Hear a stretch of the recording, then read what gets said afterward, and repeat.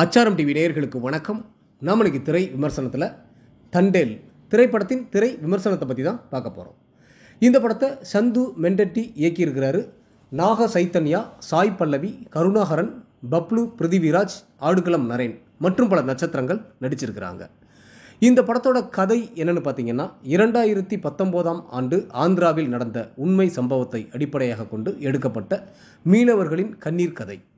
ஆந்திர மீனவ கிராமத்தில் மீன்பிடி தொழில் செய்து வரும் நாக சைத்தன்யாவும் அதே ஊரை சேர்ந்த சாய் பல்லவியும் சிறு வயது முதலே நெருங்கி பழகி காதலித்து வருகிறார்கள்.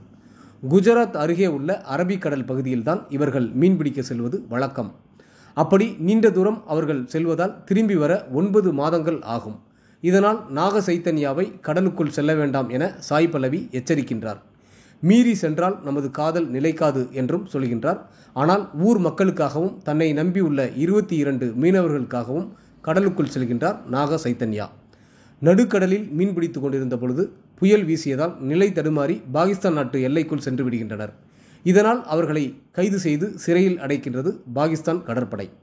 பாகிஸ்தான் சிறையில் இருக்கும் நாக சைத்தன்யாவை காப்பாற்ற எந்த அளவுக்கு போராட்டங்களை சாய் பல்லவி செய்கின்றார், அதில் அவர் வெற்றி பெற்று நாக சைத்தன்யாவை காப்பாற்றினாரா இல்லையா என்பதே இந்த படத்தின் மீத கதை.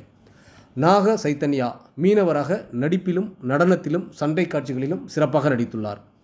சாய் பல்லவியின் கேரக்டர் பல மீனவ பெண்களின் என்ன பிரதிபலிப்பாக அமைந்துள்ளது.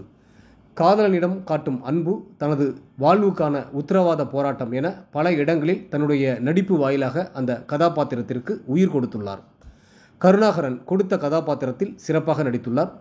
பப்ளு பிருதிவிராஜ் சாய் பல்லவியின் அப்பாவாக கொடுத்த வேலையை கச்சிதமாக செய்துள்ளார்.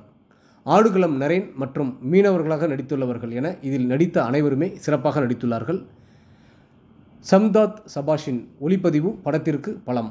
தேவி ஸ்ரீ பிரசாத்தின் இசையில் பாடல்களும் பின்னணி இசையும் ரசிக்க வைக்கின்றது.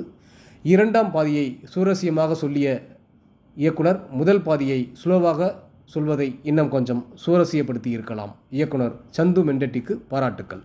ஒட்டுமொத்த படக்குழுவினருக்கும் ஆச்சாரம் டிவி சார்பாக வாழ்த்துக்கள்.